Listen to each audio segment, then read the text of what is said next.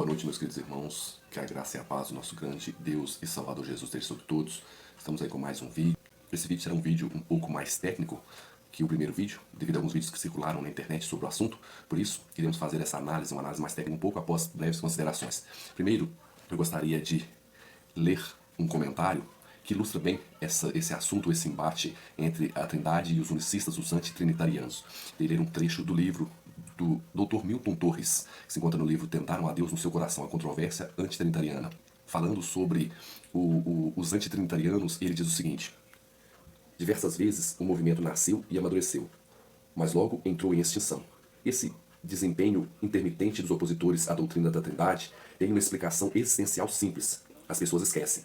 Por essa razão, ao longo de sua história esporádica, o movimento renasceu das próprias cinzas e da amnésia de sua refutação, ou seja, essas palavras ilustram bem o motivo pelo qual ele gravar esse vídeo. E mais uma citação do mesmo livro, do Dr. Milton Torres, que diz o seguinte: essa situação adquire contornos de crise, uma vez que a postura pós-moderna parece exigir certa passividade diante das diferenças, ao mesmo tempo em que o bombardeio dos meios de comunicação contra as escrituras se tornam mais e mais inclementes. Isto é, se levantamos a voz para denunciar os equívocos de tais posturas excessivamente permissivas, somos chamados de intolerantes. Por outro lado, se nos calamos, impõe sobre nós o rótulo de pessoas incultas, destituídas de argumentação e credibilidade, indignas de atenção e escravas da fé cega. Ou seja, esse assunto é um assunto muito importante, é um assunto que já foi refutado, já morreu, já acabou, mas volta e meia ele aparece, ele ressurge das cinzas devido ao esquecimento, à amnésia do pessoal de não lembrar que esse assunto já foi resolvido, refutado e acabado há milênios. E a gente às vezes tem que responder, não pode deixar, que senão passamos como pessoas que temos apenas fé cega.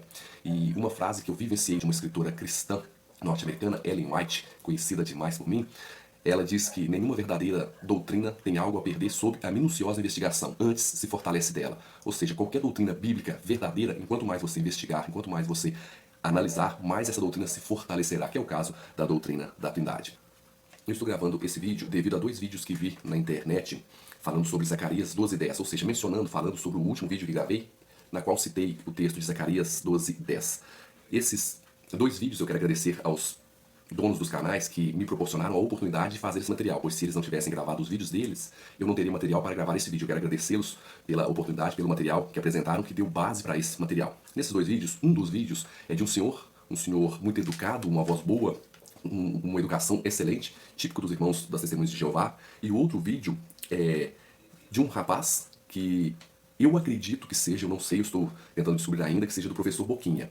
O professor Boquinha, pelo que me falaram do professor Boquinha e pelo que ele fala nesse canal, esse dono desse canal fala de si mesmo, eu acredito que ambos são a mesma pessoa, ou seja, os dois são o mesmo. O professor Boquinha é o dono deste canal. E esse professor Boquinha, ele acredita-se que ele tenha esquizofrenia com distúrbio delirante de mania de grandeza, pois ele diz que fala 17 idiomas, dá aula de grego, hebraico, bíblico e moderno, fala latim, cópia, dá aula disso também, de egípcio, de aramaico, de inglês, que tem doutorado, pós-doutorado, que já deu aula em Harvard, que mudou de lá dos Estados Unidos para cá porque o clima lá é muito frio, e quando, na verdade, pelo que eu ouvi dizer, ele não tem nem a quinta série, ele não tem diploma nenhum. Mas é que devem levar em conta que se trata de um indivíduo sem nenhum preparo, de um pobre diabo que nem sequer concluiu o primário, de um pobre infeliz que mal aprendeu a ler e a escrever. Você, irmão, que segue esse canal, peça esse rapaz, o professor Boquinha, para que pegue os diplomas dele. Ele diz que tem doutorado, pós-doutorado, deu aula em Harvard, mestrado. Peça aí os diplomas, peça aí para te mandar uma foto. Ele tem data, tem número aqui todo diploma tem número de registro aqui, ó. Diploma registrado sobre o número, na folha tal, no livro tal, na cidade tal, no estado tal, aos tanto do mês tal, do ano tal, e a assinatura do secretário. E aqui tem uma marca d'água, tem um carimbo, tem um selo. Peça a ele para te mostrar o diploma dele. Peça a ele para te mostrar como que é os diplomas dele, para você ver. Você verá que ele não tem diploma nenhum. Ou seja, eu digo isso não como forma de atacá-lo, de criticá-lo, de ofendê-lo. Eu digo isso porque você, que é um irmão sincero, às vezes acredita nele, e ele está mentindo, te enganando e falando coisas que claramente são vistas como mentira. E se ele mente assim sobre a pessoa dele, se ele fala mentiras assim sobre si mesmo, quem dirá nos seus estudos, nos seus ensinamentos? Por isso devemos ter cuidado com quem seguimos, com os líderes que estão seguindo. Falo isso para você, meu irmão sincero, que segue dependendo de algum canal. Tire a prova, faça isso, peça o número, o registro, o diploma, a faculdade, que foi ligue na faculdade e confirme se esse rapaz que diz ter tanto estudo, que diz ter dado aula em Harvard, PhD e tudo mais, se ele realmente tem. Dizem que ele tem a quinta série. Dizem que ele é como eu mesmo, tem mal fala português. Mas voltando ao texto, meus irmãos, sobre o vídeo que iremos tratar hoje, eu vi que em todos os dois vídeos sobre o assunto de Zacarias 12:10, o pessoal pega aquele texto lá no site jw.org, pega o texto referente a Zacarias 12:10, copia e cola aquela mensagem que você recebe, o pessoal às vezes coloca em grupos ou te manda pelo WhatsApp, porque lá em Zacarias 12:10 tal, Elai deveria estar Elei e tal, porque não, Deus Deus não pode ser transpassado, Deus não tem carne e tal, tal. Todos esses materiais são retirados do site das Testemunhas de Jeová e não tem fundamento. E eu vejo que o pessoal que replicou, que fez esses dois vídeos, não tem conhecimento de hebraico. Eu não digo conhecimento de sintaxe, de semântica, de etimologia, digo conhecimento básico, conhecimento de vocabulário. Um exemplo, se você vê uma pessoa dirigindo, você não sabe dirigir, você vê a pessoa dirigindo e fala, nossa, lá dirige bem, talvez a pessoa arrancou assim, deu um tranco para arrancar, deu tranco para passar de marcha, uma pessoa que tem carteira de trabalho com isso, um motorista de Uber, um motorista de caminhão que vê isso, fala, nossa, aquele rapaz ali não é bom motorista não, hein? O mesmo acontece. Se Luiz Saião ver meus vídeos e eu falando sobre hebraico, vai pensar, o Everton não serve nem para fazer café na cantina da faculdade em que eu trabalho. Já eu vendo esse pessoal gravar vídeo, eu vejo que esse pessoal não sabe nada de hebraico. E o problema deles é inicial, é básico, é de vocabulário. Eles fazem confusões, dão significado para a palavra que essa palavra não tem. E eu digo isso não porque eu sou bom, porque eu sou o irrefutável. Eu digo isso é porque eles estão indo contra a verdade, né? E nada podemos fazer contra a verdade, como diz meu querido Walter, meu irmão Walter Nascimento. Para vocês verem como funciona. Um exemplo, se a gente pega o texto o livro de Zacarias, a gente deve analisar uma palavra, estamos analisando uma palavra, essa preposição. A gente deve ver quantas vezes ele usa essa preposição, como que ele usa essa preposição. Essa preposição, de que forma que ele trabalha com essa preposição.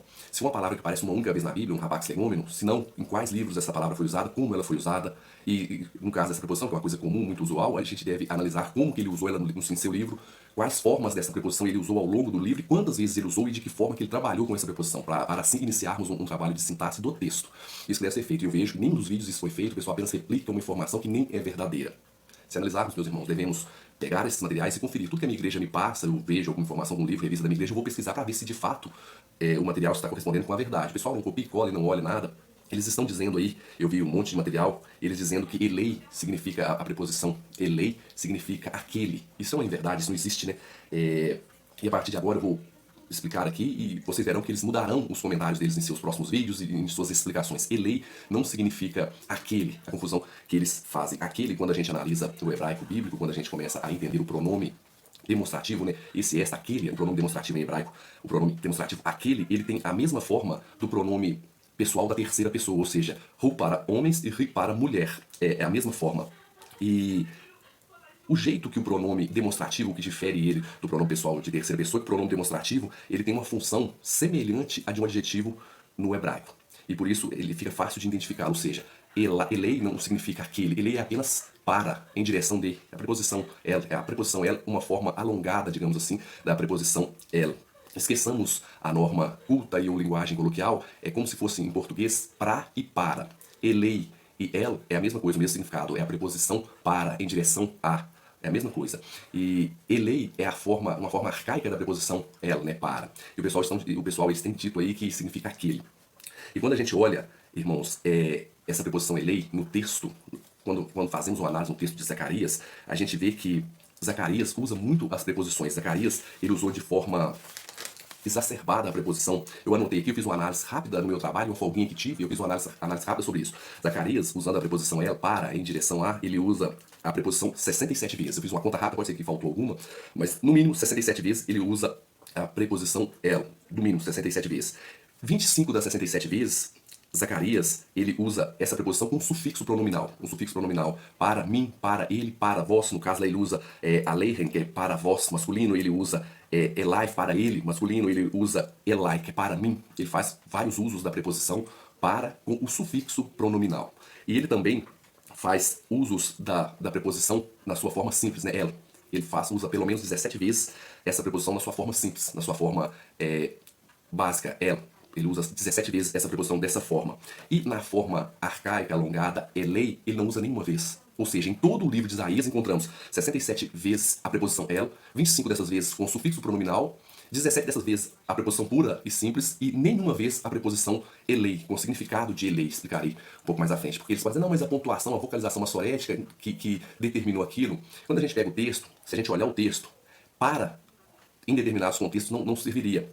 Um exemplo, e o anjo do Senhor disse para mim essas palavras. E o anjo do Senhor disse para essas palavras. Faltou alguma coisa. A gente vê que ali, esse elei, ainda que não esteja pontuado, não pode ser elei e sim elai, porque senão ficaria o anjo do Senhor disse para essas palavras. Entendendo da forma certa, o anjo do Senhor disse para mim essas palavras. Por isso, em nenhum dos textos conseguimos ver o uso dessa preposição na forma arcaica elai. Não tem, em nenhum lugar do texto de Zacarias cabe essa preposição dessa forma. E veremos várias ocorrências dessa preposição elai com sufixo de primeira pessoa. E olha, para mim, a preposição mais sufixo, para mim, 25 vezes. Eu separei algumas delas. Zacarias 1:3 aparece a preposição elai e diz, voltem para mim. Zacarias 1:14 e disse para mim, ou seja, a preposição el mais sufixo pronominal de primeira pessoa. Zacarias 1:9 e disse para mim, disse a mim.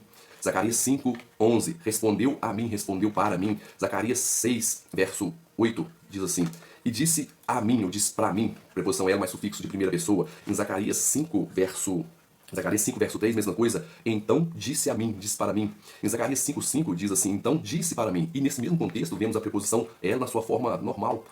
Em Zacarias 5:4 e para casa, a preposição na forma normal. Em Zacarias 5:8 aparece duas vezes para o meio e para a boca, ou seja, ele sabia usar a preposição e sabia como usá-la, e quando ele a usa com o sufixo pronominal, essa é a intenção dele. Ele não tem intenção de usar a forma arcaica, ele está usando a preposição el com o sufixo pronominal. E isso é tão interessante, irmãos, que a gente vê o pessoal às vezes criticando os maçoretas, eles falam, não, a lei deveria ser elei e não elai, porque Gesenius falou isso e tal. Eu vou deixar uma foto minha perto de Gesenius. O pessoal às vezes fala, não, Gesenius disse isso, Gesenius disse tal.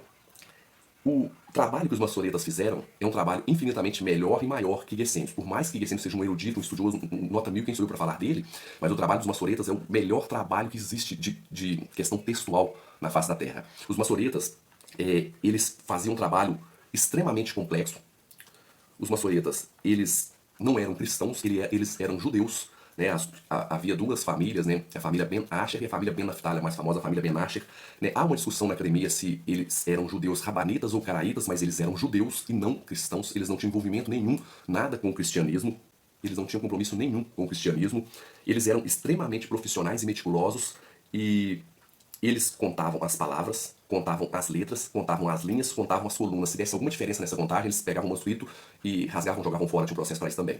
Eles eram extremamente meticulosos. Eles corrigiam tudo e um escriba escrevia o texto e o outro escriba vocalizava o texto. Não era o mesmo escriba que fazia. Você pode encontrar um manuscrito com erro, com uma pessoa que cochilou, tem nome para isso, repetiu a mesma linha, repetiu a mesma frase, mas isso foi um escriba posterior pegando o manuscrito dos maçoretas e copiando esse manuscrito que erraram. O trabalho dos maçoretas é um trabalho impecável. Quem diz o contrário disso é porque não conhece o trabalho dos maçoretas. Eu vou demonstrar aqui para vocês. Eles tinham um dito que eu aprendi na aula de hebraico, eu esqueci, o dito era mais ou menos assim, se a gente errar uma linha, uma letra, que a gente destrói o mundo. Eles tinham tanto cuidado com o texto que eles acreditavam que destruiriam o mundo se errassem o texto. E olha o que eles fizeram, o trabalho deles, como eles eram tão meticulosos. Além da Massorá Parva, da Massorá Magna e da Massorá Finalis ou Sufite, eles faziam uma contagem extremamente perfeita. Veja um pouco do trabalho dos maçoretas aqui. No final de cada sessão de livro, cada bloco, né, o Pentateuco, os profetas, os escritos, eles faziam o seguinte: o total de versículo do Pentateuco, que vinha ali após Deuteronômio 34:12, eles colocavam total de versículos do Pentateuco, 5.845. Total de sedarins, 167. Sedarins são porções de leitura, sessões de leitura. Total de palavras, 79.856 palavras no Pentateuco. Total de letras, 400.945 letras no Pentateuco. A metade do Pentateuco, de acordo com o número de versículos, encontra-se em Levítico 8:8. A metade do Pentateuco, de acordo com as palavras, acha-se em Levítico 10:16. A metade do Pentateuco, de acordo com as letras, localiza-se em Levítico 11:42. Olha que trabalho fantástico. E o pessoal dizer que os maçoretas erraram. Ou seja, irmãos, repetindo o que já disse, quando a gente olha o uso da preposição no livro de Zacarias, ainda que não tenha a vocalização, não tem como vocalizar o texto de outra forma. Pois, como eu disse, o Zacarias usou a preposição pelo menos 67 vezes, 25 dessas vezes com sufixo pronominal, nenhuma vez a forma que caberia, a forma arcaica, elei, várias vezes a forma normal, el, e o pessoal vê elai, que é a forma com sufixo pronominal, ele usa 25 vezes essa forma. E aí o pessoal pega, não, mas ele errou, ele quis... Interessante, das 25 vezes, apenas em uma cabe elei. O resto não, né? Então ele errou. Por isso que os maçoretas, que eram honestos com o texto, ao lerem o texto, viram aqui, elei, ele usa a preposição mais o sufixo pronominal dessa forma, dessa maneira, e usou várias vezes no texto. Aqui também ele quer dizer o mesmo. E isso é facilmente percebido, quem é honesto consegue perceber. Os maçoretas perceberam, eles não tinham compromisso com o cristianismo, e eles sabiam da leitura de textos anteriores, textos antigos, como a Septuaginta, que atestavam para essa leitura, e olharão para mim a quem transpassaram. e olharão para mim. Eles sabiam dessa leitura. A Septuaginta é de pelo menos 1000 anos antes dos maçoretas. E lá encontramos a leitura e olharão para mim. E em um desses dois vídeos, o irmão ainda fala uma mentira, que ele fala que a Septuaginta traz a leitura e olharão para aquele, que é a Septuaginta mais antiga, que é a Septuaginta de Teodosião. Irmãos, essa pessoa não entende nada de Septuaginta, nada de Bíblia, nada de nada, perdoe-me. A Áquila, Símaco e Teodosião são as recensões que a Septuaginta sofreu ao longo do tempo. Ou seja, eles pegavam o texto e revisaram o texto. Não vamos revisar o texto aqui, a gente pega a de Teodosião, por exemplo. A de Teodosião, ele às vezes não tinha uma palavra que ele tinha equivalente para traduzir, ele transliterava a palavra para o grego. Ele trocava a partícula do objeto direto, ele colocava sum, a preposição sum em grego, ele fazia uma tradução ultraliteral, Teodosião, ou seja, uma recensão, uma revisão do texto. Temos a revisão de Símaco e de Áquila, não falarei muito delas, mas essas revisões, as 3 recensões, apenas a de Teodosião que traz a leitura e olharão para aquele. A de Símaco e a de Áquila trazem e olharão para mim. E lembrando que essas 3 recensões são recensões, o texto é anterior a essas recensões. O pessoal faz uma afirmação que na Septuaginta mais antiga de Teodosião. Tenha dó, né, irmãos? E quando a gente vê isso, não tem como entendermos que Zacarias não quisesse dizer e olharão para mim. Quando a gente olha, irmãos, a citação lá do capítulo 3 de Zacarias, a gente vê que ali aparecem 2 Yahvés. Irei ler esse texto para vocês. Zacarias 3, verso 1. Deus me mostrou o sumo sacerdote, Josué, a qual estava diante do anjo do Senhor, e Satanás estava à mão direita dele para lhe opor. Ou seja, o sumo sacerdote Josué, o anjo do Senhor e Satanás, 3 pessoas. Verso 2. Mas o Senhor disse a Satanás, o Senhor te repreenda, ou seja, Yahvé, aqui Yahweh, o tetragrama sagrado diz, mas Yahvé disse, Yahvé te repreenda, ou seja, vemos ali a presença de 2 Yahvés. Yahvé disse, Yahvé te repreenda. Mas o Senhor, Yahvé, disse a Satanás, Yahvé, o Senhor te repreenda, ó Satanás. Sim, Yahvé, que escolheu a Jerusalém, te repreenda. Não é este um tição tirado do fogo? Ora, Josué, trajado com vestes sujas, estava diante do anjo do Senhor. Tomou este a palavra e disse aos que estavam diante dele, tirai-lhe as vestes sujas. A Josué disse, eis que tenho feito e passe de ti a tua iniquidade, e te vestirei de finos trajes. E disse eu, ponha-lhe um turbante limpo sobre a cabeça. Puseram-lhe, pois, sobre a cabeça um turbante limpo, e o vestiram de trajes próprios. E o anjo do Senhor estava ali, e protestou a Josué, e disse, assim diz o Senhor dos Exércitos, se andares nos meus caminhos, se observares os meus preceitos, e por aí vai. Se a gente lê esse texto ele é um texto tão interessante que ele mostra Josué, o anjo do Senhor, Satanás, Deus e Yahvé falando, ora é um Yahvé repreende o outro, que Yahvé te repreenda. Esse texto aqui temos a presença de 2 Yahvés, não sou eu que digo isso. Se você ler os escritos judaicos, judeus dizem em livros judaicos que tratados sobre isso, que há 2 deuses no céu, 2 poderes no céu. Isso aqui é uma leitura judaica, não é uma leitura cristã. E aqui a gente vê que o anjo do Senhor tem o poder de tirar a iniquidade, que Cristo tem esse poder. Eu falei disso no vídeo anterior, qualquer dúvida volte no vídeo anterior. E a gente vê que o livro de Zacarias, além de ter essa questão interessante, intrigante, ele ainda mostra naquele texto, e olharão para mim a quem transpassaram. Logo em seguida o texto faz uma mudança de primeira para terceira pessoa, assim, de forma abrupta, mas isso é normal. Quando a pessoa analisa o livro de Daniel, Daniel faz uma mudança abrupta de masculino para feminino. A gente vê no Pentateuco também mudança abrupta de feminino para masculino, de primeira para a terceira pessoa, ou seja, isso é uma questão estilística para chamar a atenção, uma questão que volta a atenção do leitor para o texto. Semelhante à alternância da posição do sujeito em uma frase em hebraico, é chamada de topicalização. Isso é comum em texto hebraico. Os estudiosos que estudam e entendem um texto veem que isso é uma forma de chamar a atenção para o texto, e não um erro. O pessoal, às vezes, quer entender mais do texto que o próprio autor, que foi inspirado pelo Espírito Santo a fazer aquilo, e quer encontrar erros no trabalho de pessoas que trabalharam, que dedicaram uma vida inteira a um texto e à produção de textos sagrados. E o interessante, irmãos, que há várias formas dele dizer que e olharão para aquele a quem transpassaram. Primeiro, se a gente pegar o texto de Zacarias diz, Verbitu, Elai, et asher dakaru, ou seja, e olharão para mim a quem transpassaram. Se ele quisesse dizer e olharão para aquele, bastaria ele usar o pronome aqui na sua forma comum, a forma el, e olharão para aquele, o pronome relativo asher, faria a função de pronome definido quem, ou seja, ficaria e olharão para quem transpassaram. Se ele quisesse dizer que olharam para quem transpassaram, bastaria escrever aqui el com a forma simples da preposição el, que ele usou várias vezes em seu livro. Se ele quisesse dizer e olharam para aquele, ele bastaria dizer aqui verbitu, elai, ao invés de usar elai, el para hu, aquele, et asher dakaru, aquele quem transpassaram. Era muito fácil ele dizer aqui, olharão para aquele. Bastaria colocar o pronome, né? O pronome demonstrativo hu. Ele não fez isso. Se ele quisesse dizer olharão para apenas sem o pronome, bastaria ele tirar o sufixo pronominal, escrever que olharão para quem transpassaram, a partir do objeto direto, olharão para quem transpassaram, precisava daquele sufixo pronominal, e ele faz uso tanto do pronome, ele faz uso ali da preposição sem o sufixo pronominal. Por que ele não escreveu assim? Porque não era essa a intenção dele, ele queria dizer que olharão para mim, o Espírito Santo o inspirou a dizer que olharão para mim, que quando a gente analisa o texto todo, a gente vê que ele sabia o que estava escrevendo. Ali não foi um uso único e exclusivo de uma preposição de uma forma arcaica. Ali não, ele diz, e olharam para mim, que a gente vê como ele usa essa preposição ao longo do seu texto, como ele faz ao longo do seu texto. E analisando João 19:37, o pessoal, não, lá em João 19:37 está, e olharão para quem transpassaram. Assim, o texto diz assim, João 19:37. E outra vez diz a Escritura, eles verão aquele a quem transpassaram. Pessoal, não, João está corrigindo o texto aqui, o João diz que olharam para quem transpassaram. Temos vários problemas com esse texto. Primeiro, João, em todas as suas citações, João não é preciso nas suas citações. Se a gente olhar João 15:25, ele diz assim, para se cumprir a Escritura, odiarão-me sem motivo. Ele está citando o Salmo 35:19. Não se alegrem de mim, os meus inimigos gratuitos. Não pisquem os olhos os que sem causa me odeiam. Olha como ficou diferente a citação de João. E essa mesma citação também se encontra no Salmo 69:4. Os sem razão me odiaram, são mais que os cabelos da minha cabeça. Ou seja, a citação de João não bate com as citações do Antigo Testamento. Quando a gente vê João citando em Apocalipse, João cita todo o Antigo Testamento e João não faz uma citação literal, ipsis literis. Toda a citação de João é parafraseada. Toda a citação que João faz no livro de Apocalipse é uma paráfrase. E nesse texto de João 19:37, não há um consenso, pois na ordem, na cronologia dos livros, João escreveu o primeiro livro de Apocalipse, quando ele estava exilado na ilha de Patmos, ali por volta do ano entre 94 e 96. Quando ele saiu de lá, ele foi para Éfeso e escreveu o seu Evangelho.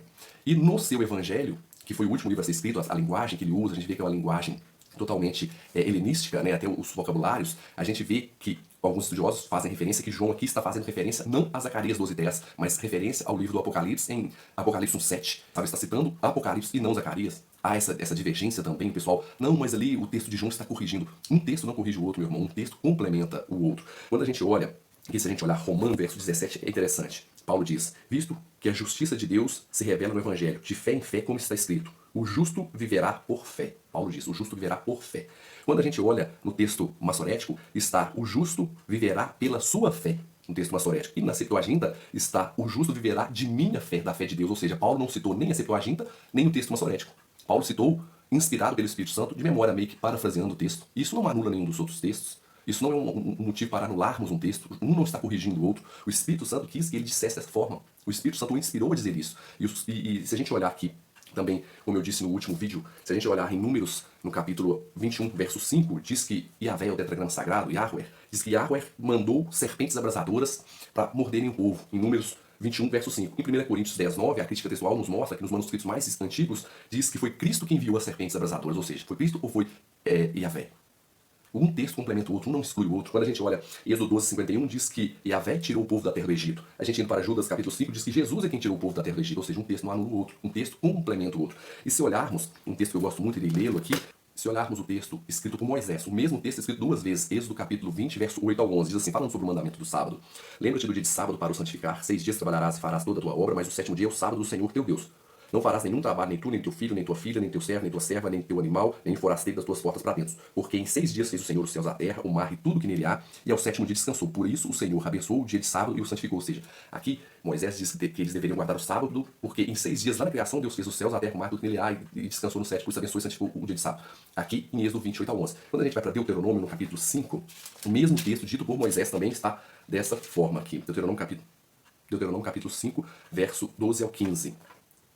Guarda o dia de sábado, para o santificar, como te ordenou o Senhor teu Deus. 6 dias trabalharás e farás toda a tua obra, mas o sétimo dia é o sábado do Senhor teu Deus. Não farás nenhum trabalho, nem tu, nem teu filho, nem tua filha, nem teu servo, nem tua serva, nem o teu boi, nem o teu jumento, nem o teu animal, algum, nem o estrangeiro das tuas portas para dentro, para que o teu servo e a tua serva descansem como tu.